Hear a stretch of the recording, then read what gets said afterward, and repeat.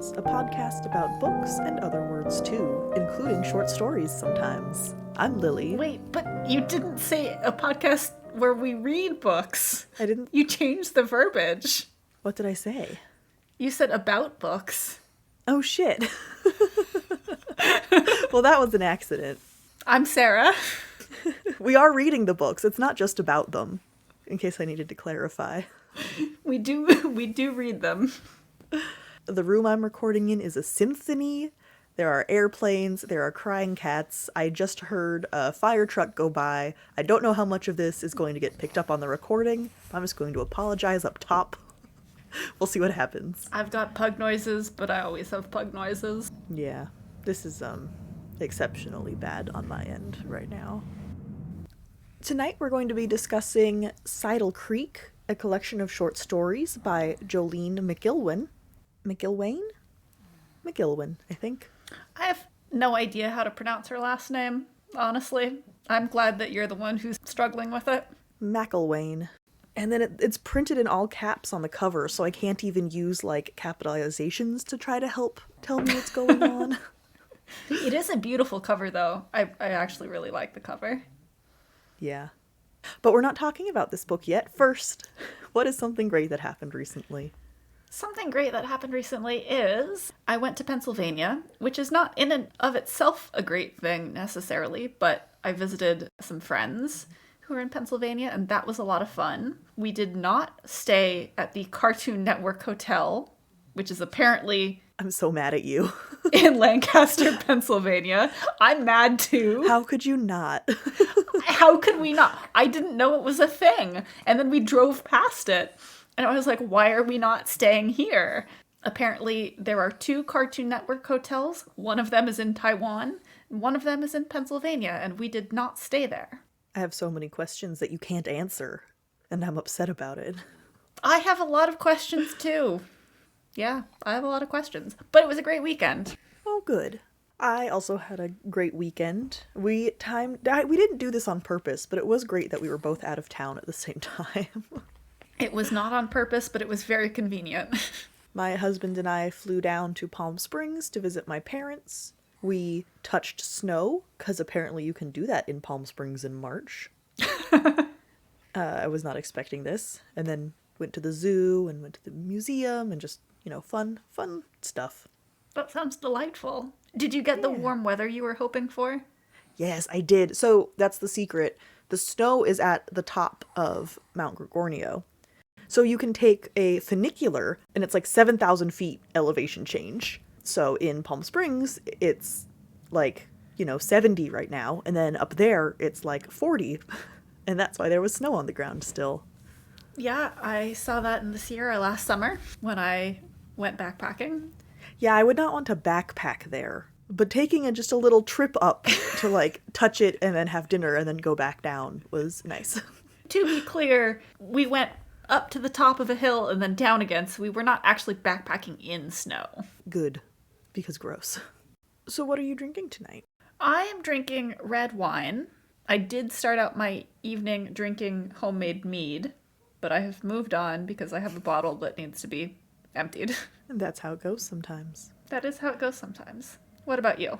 I have a cherry drinking vinegar in sparkling water. That sounds lovely. It is. Cherry is very tart. It goes with vinegar very well. My shrubs usually get used in salad dressing, not for drinking, but I really should drink them more often. It's nice. It's, like, not quite warm enough for them yet, but oh well. Yeah, it's been a little chilly here, and it calls for a warmer drink. Have you read anything lately, other than our podcast books? I have. I've been continuing on with my subjective chaos reading. So I'm in the middle of reading Hybrid Heart right now by Yori Kusano, I believe is the author. And it is about I'm going to say near future idol in Japan. And I'm liking it. It is this girl's kind of experience in the idol industry. And even though the idol industry is terrible, and it's terrible in this novel too, reading this book does make me miss Japan. Well, that means the book's doing its job well, right? It is. Like, it's a novella, so it's not like a full book, but I'm enjoying it so far. Definitely doing its job. Wonderful. I have not read anything other than podcast books, so let's begin. Oh, actually, first, today is the last day of our Patreon drive. If you are a patron at the end of today, being Wednesday, April 3rd? I believe so. April 3rd, yes. That was some very fast mental math, but I think I pulled it off. Excellent job. You will get not only our patron rewards, but also some additional bonuses as part of this drive. So check that out if you're interested. We have some really fun content and some really great exclusive episodes planned coming up, so you don't want to miss that. For anyone who's on the fence about joining our Patreon, can you tell us what are some things that we've posted recently? Our most recent post was the March exclusive episode, The Good Time Girls of the Alaska Yukon Gold Rush by Lael Morgan. This was a full-length episode where we read a nonfiction book about sex workers in the Alaskan Gold Rush in the early 1900s. We had an absolute blast recording it because also our top-tier patrons were invited to a live stream of our recording of the episode, and that was the inaugural live stream. And for our $1 patrons who don't get access to the exclusive episodes, what's our most recent thing that we've posted? That is a Words Are Weird that we didn't feel fit into any of our regular episodes because it was clitoris, and that kind of felt bad to piggyback onto a specific book. So we recorded it as its own segment and posted it only for patron members. We also have some recurring segments, not just uncut content from episodes. We do Shoot, Screw, or Marry with characters from the books that we read and discuss on the show. So if you want sort of a continuation conversation with a little bit of a silly bent to it, come on over. And now back to Sidle Creek. Boy, this collection of stories was dark. It went some dark places. Yeah, this collection was intense. I don't think either of us knew anything about it. The publisher reached out and asked if we'd be interested in covering it. And this was a while ago, so apologies for, taking forever to actually talk about it on the podcast. I feel a little bit bad about that. But we did say that it would take a while, so at least we set expectations. But yeah, I don't think we knew anything about it besides just the blurb on the back. And I was both really impressed by all of the stories and also... Depressed. Depressed, yes. Impressed and depressed. I'm being a little bit silly there. I thought some of them were bittersweet, and some even actually sweet, but we can argue about that in a minute. They were not all depressing, but a good many of them were. Yeah. So this is a collection of short stories that all take place in Sidle Creek, which is a region in Appalachia. Is it a real region or a made-up one for this collection? I did not actually look that up. I don't know if it matters. It kind of matters. I don't know. Oh, it was an NPR Book of the Year. Oh, shit. Good for Sidle Creek. I mean, they earned it. Yeah. They, as in the short stories. McIlwain earned it as the author who wrote them. Yeah, I mean, the author definitely earned that. I can't see anything about Sidle Creek being a place, so I'm going to assume that it is a fictional town set in western Pennsylvania. I did appreciate reading this as I was on the plane back from Pennsylvania. I didn't manage to read it in Pennsylvania, but... It does specifically take place in Appalachia, which is not a region I know a whole ton about. I did listen to the Dolly Parton biography series, so I know a little bit about Appalachia, just in that context, but that's pretty limited. Yeah, I can't say that my knowledge of Appalachia is that great, to be perfectly honest. Well, McIlwain does know about Appalachia because she's from there, so I feel like this is probably a pretty accurate... I mean, it's fiction, but I think the tone and the vibes are probably... The thing about it that struck me, and again, I'm going to qualify this by saying I know very little about Appalachia, I'm not from there, etc., but it didn't feel... You know how sometimes a book about a place can feel kind of like what's the phrase I'm looking for? There's a phrase, but it can kind of feel like touristic, you know? Yeah. And this didn't feel like that. This felt like someone who knows about the area and respects the people who live there versus someone who is writing about a place because they think it's going to get them something. Especially with how vulnerable so many of these stories are. I think it could really easily have turned voyeuristic. Yes. That was the word I was looking for. Thank you. Yeah. Especially with, like, you know, us and the other NPR bitches reading it going, oh, yes, what a horrible place to live. Like, I do think that, like, that's a line. Yeah. That us as readers have to be aware of. Yeah. But also it's a place that has very heartbreaking narratives. Yeah, I was going to say, I also think that that's a line that authors don't always do the best job at, like, delineating or not crossing. And so I really want to give McIlwain props for that because these were really well written. Oh, the prose was beautiful. Something that I noticed right away is that these short stories are incredibly varied, just from, like, a format perspective. They're all different POVs. Some of them are first person, some of them are second person, and third person. It's got all of the points of view. There's different tenses, there's different lengths, like some are only a page and a half. And so it really does create this incredible patchwork of different stories still all centered around the same region. We even see some characters repeated across stories, which I thought that was really fun.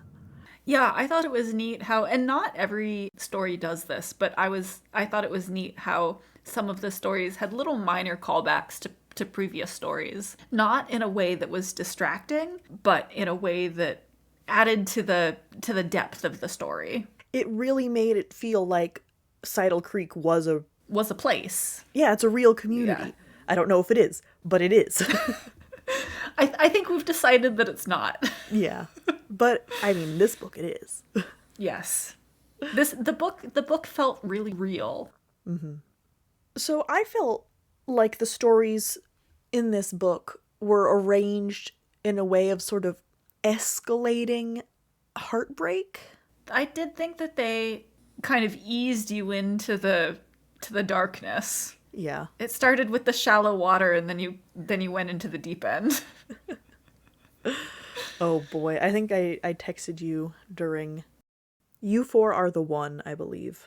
I don't remember the name, but you did text me during the one about the kids caring for the woman who's had a lot of miscarriages, and the community is worried that she's going to have another one. And the story is from the perspective of four, I think they're like 11-year-old girls. Well, I would say the story was from the perspective of one of the 4 11-year-old girls. Okay. But, yeah. Who basically make it their summer project to just take care of this lady.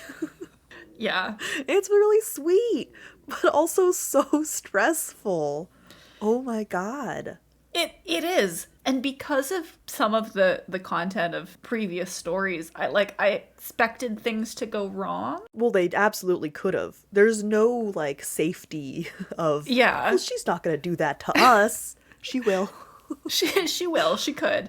And maybe it's a little bit of a spoiler for this specific story to say that it doesn't go wrong, but you are on the edge of your seat the entire time waiting for the other shoe to drop, thinking, it is so easy in real life for this situation to turn bad and for bad things to happen to this woman. And you absolutely expect it to go wrong. I mean, and she did too, right? I mean, the whole community did, yeah. Yeah. That one was a lot. I did have to put that one down, I think, in the middle of it. It's when I texted you because I was like, Jesus. But it starts a little bit less intense than that. And then it sort of builds, and then I think it pulls back towards the end. The last story, is the last story the one I think it is? The last story is the one about the boy who finds a woman who is, and I'm not sure if she's getting a fallen... Ooh, actually, before we do any of this, content warnings for this book. It gets dark. Really, really fucking dark.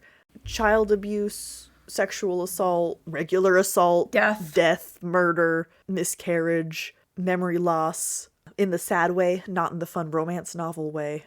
What doesn't this book touch on? Yeah, there's a lot. Anyway, so there's a lot, and now I don't think that woman was getting a voluntary C-section on the side of the road. No, I don't think she was, which is why I don't think it's a particularly sweet story, because it's all about how, well, A, I'm sure this woman was traumatized, but how this boy who finds her in the midst of this, like, process is traumatized. Like, I wouldn't call that sweet. Okay, but it's more sweet than some of the previous stories because he does save her. Yes.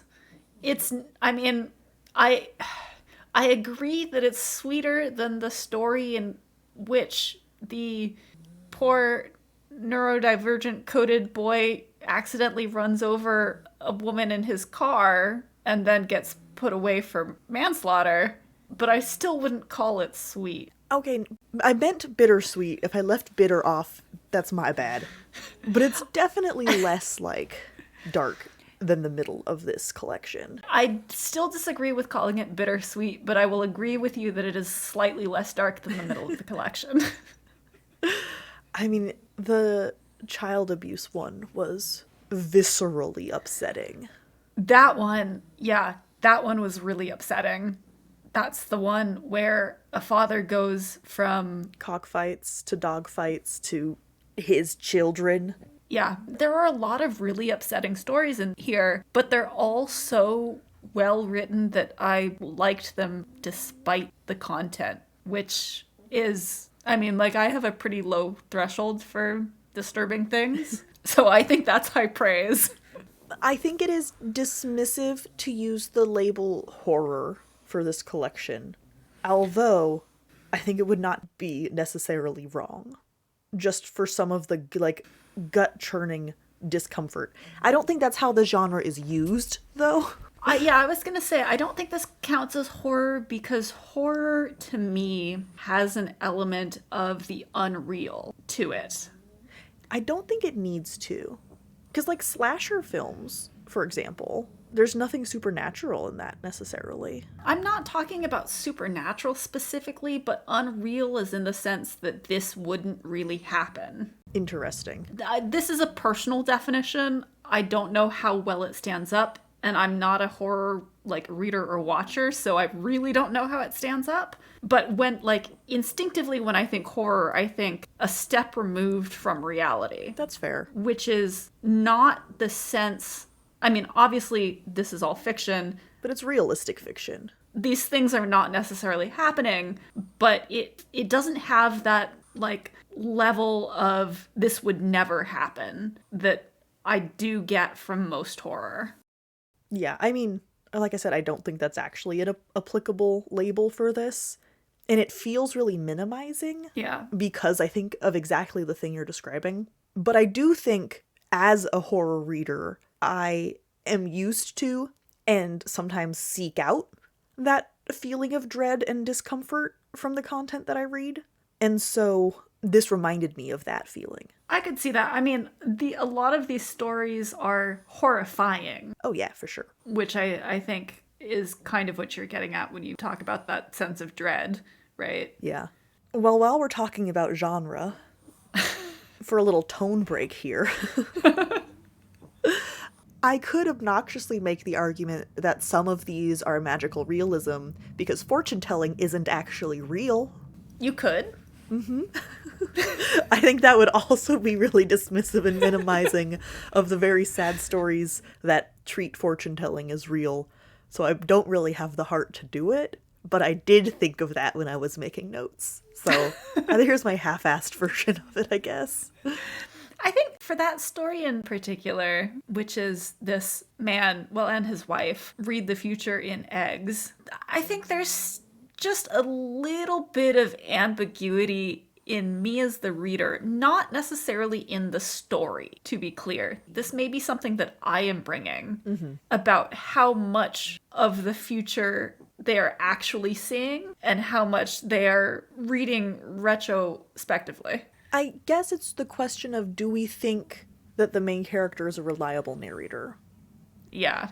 Because the way he tells it, they predicted this exact event a year in advance down to the week it would happen. And they give multiple examples, the main character and his wife, of times that they have done this. And they're, parents and grandparents because they come from a culture of this. And so if he's a reliable narrator and all of those examples are true, then that's pretty unrealistic. If we're just going to say, well, we don't know how true those examples are and if he's sort of fudging the details a little bit, that's what I would say in the real world if someone told me that story. This is a fiction book. Maybe it was actually happening in that story. We don't know. Maybe it was. You're right, we don't know. There's also a magical river with healing powers. The eponymous Sidle Creek. It's true. A couple of people think that it has healing powers. It was really interesting how outsiders were handled in this collection. I'm thinking specifically because of, which was that story with the man and his wife? It's the cover, I realized, looking at this book after I finished it, with the little birds in their eggshells. Oh, the one with the fortune tellers. Yeah. I guess, man and his wife didn't narrow it down at all, huh? Actually, it was pretty good at telling me which one you were talking about. I think you're talking about Shell. Probably. Tiller Shanty and his wife, Mai. Yes. So, in that, he met his wife while he was fighting in Vietnam, and she was a local of Vietnam, and they fall in love, and they go through the immigration process, and she comes to live with him in Appalachia afterwards. And is she the only example of an outsider who's not a villain? Maybe.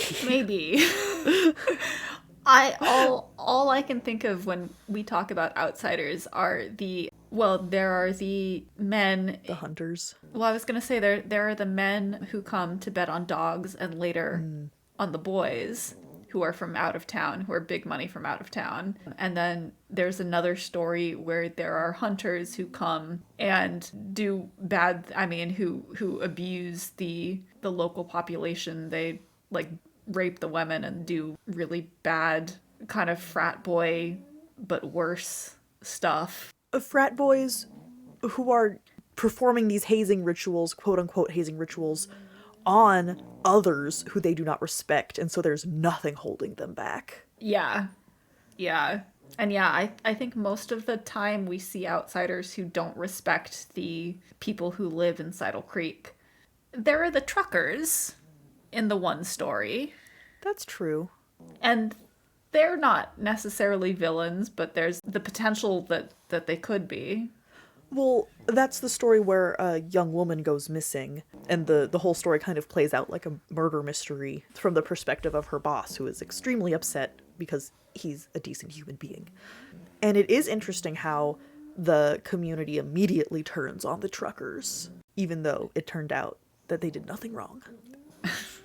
Yeah, but I think it's also kind of understandable because the truckers are transitory, right? Like, they don't stay long. They're just there for a little bit. They don't have an opportunity to make inroads with the community, make bonds with the community.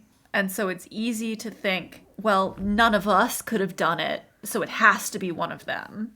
Absolutely. And I think that's just human mentality, right? It's us against them, and we know us. None of us would have done it, so it has to be them. It's like what the main character says right at the beginning, right? Like, I know for a fact none of the employees at my restaurant would have ever hurt her. Yeah. And it's because no one wants to believe that of the people they know. Right. And it ended up being a tragedy, but still. That was a hard story to read. Yeah. As so many of these were, but... All of them? I mean, okay, wait, no, I don't want to get off track, because I think maybe what it is not outsiders, it's the city folk specifically. The two examples, the out-of-town hunters and the men coming in to bet are both from a larger city with more affluence. Whereas with the truckers, they do the community does turn on them, but that's because of an inciting incident. That's not the story Right. making them villains, right? Right. And then with Mai, she's also from a rural community, just a different one. And they have also settled in Sidle Creek. I mean, the betters and the hunters are visitors. Can we say gamblers so it doesn't sound like we're saying they're better? Okay, yeah. The the gamblers. That's I think that's what I know what you meant, but I heard that Yeah. in my head and was like, hold on. gamblers is more accurate. The gamblers and the hunters, they're not residents in the way that Mai is. And they're exploiting the people of these communities. Yeah. In very, like, literal ways. But Yes. it does kind of pull on the, like, 2 details about Appalachia that I know. Which is how, at one point, God, I really shouldn't even try to bring this up because of how little I know about it. But I think it's important. The United States needed the region of Appalachia for industry, right? Like coal and lumber and stuff. And basically, like, exploited people to do all this, like, really harmful backbreaking labor. And then once we moved on from needing those specific things, we're like, all right, you know, fuck you, live out there and we're not going to help you with anything. And so there is something. There's something there. I don't know enough to get any farther than that. Yeah, and not that I know any more than you do, because I don't. But I do think there's something in the way that people look down on Appalachia a lot as, you know, backwards and hicks or whatever, and feel like it's easy to exploit them because they come from money or the city or whatever. And we're seeing that a little bit from the perspective of people who live in Appalachia in this collection. Is it terrible that I thought the end of the out-of-town hunters was a little bit victorious? No, it feels victorious. I mean, they deserved does. it. Oh, and that's the community, like, taking care of their own. Yeah. Like, it's terrible, but also it feels earned. Absolutely.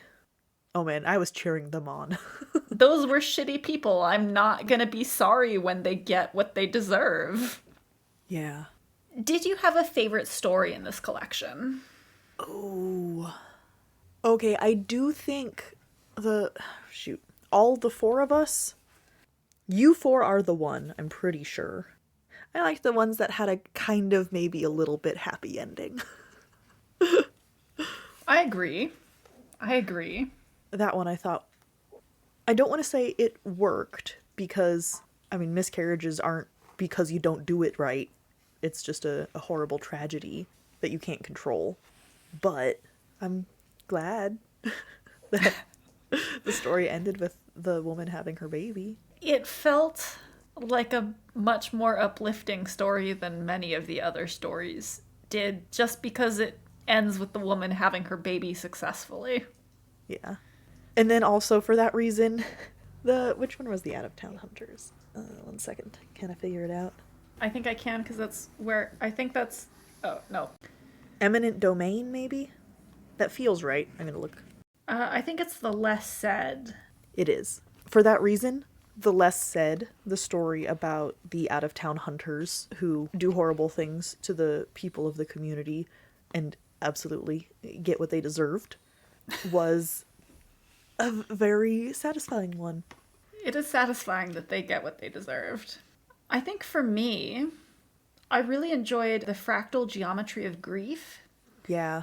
which is the story of a man whose wife has just passed and he's trying to come to terms with his loss, and he thinks that she has come back as a deer in his backyard, and he kind of forms a parasocial relationship.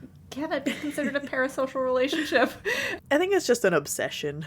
Yeah, he forms this obsession with this deer, and then eventually the deer gets shot by a hunter. And it was a beautifully sad story. And then I also really enjoyed Shell, which is the story of the couple who can read the future in eggshells, and the husband finds a shell that says he's going to lose his wife, and at the end of the story she has some form of dementia and has lost her memory, and so he has lost his wife. And I think that hit because, like, my grandmother had dementia and lost all of her memories, and so it, like, felt like a lived experience. Obviously not the same kind of lived experience, but... I was actually going to bring those two up as well. I think because I can relate the best to them, because they involve loss and tragedy without violence. Yeah. Which is just closer to my lived experience as a person. Yeah. And so I do think they hit differently because of that too. Right. There's a feeling of inevitability and tragedy with those two stories.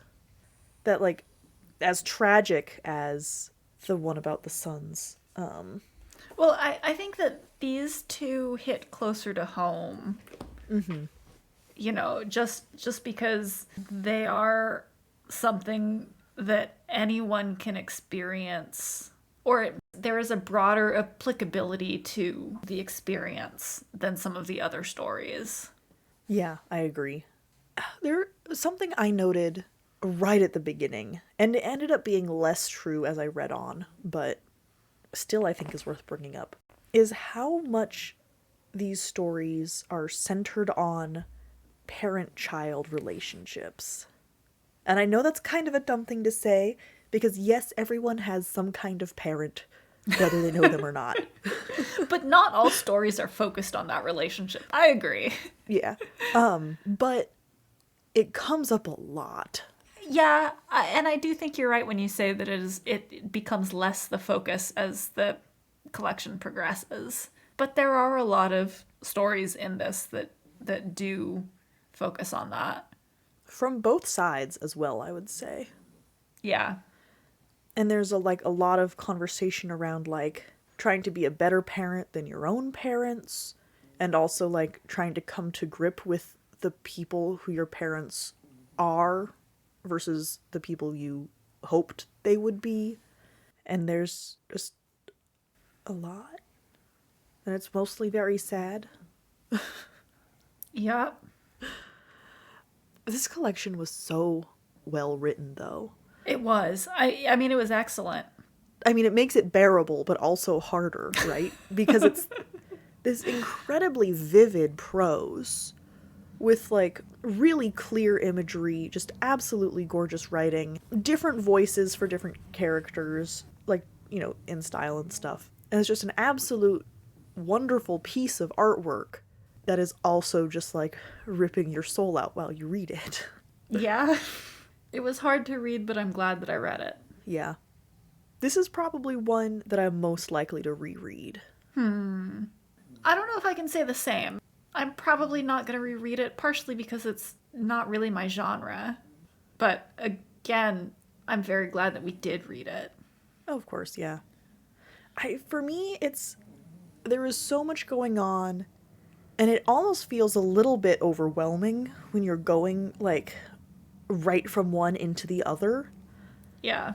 That I think it would be nice having a couple months of space and then coming back to these stories. Yeah, I can see that. Now, with how my free time goes, we'll see if that actually happens. But I was gonna say, if you're reading anything, it should be Solstitious Submissions. yeah.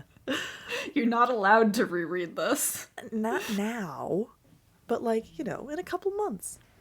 In a couple of months, there will probably still be something else you have to read. Yeah, there will. But, yeah, it was really good. It was. Oh, who should read this book? Gosh. I do think you should have a strong constitution. But other than that, everybody? Yeah. Everyone in the United States, at least. Yeah, I think it has broad appeal, but you do have to be aware of the content warnings. This book goes in some dark places. We've talked about some dark stories. We've talked about some of the content warnings. Like, if you are not in a place to read about any of those things, then don't read this book because it's not going to be good for you. But if you can, then yes, you should read this book. Thank you so much for listening to this episode of Fiction Fans. Come disagree with us. We're on Twitter, Blue Sky, Instagram, and TikTok at FictionFansPod. You can also email us at fictionfanspod@gmail.com. If you enjoyed the episode, please rate and review on Spotify and Apple Podcasts, and follow us wherever your podcasts live. We also have a Patreon where you can support us and find exclusive episodes and a lot of other nonsense. Thanks again for listening, and may your villains always be defeated. Bye! Bye.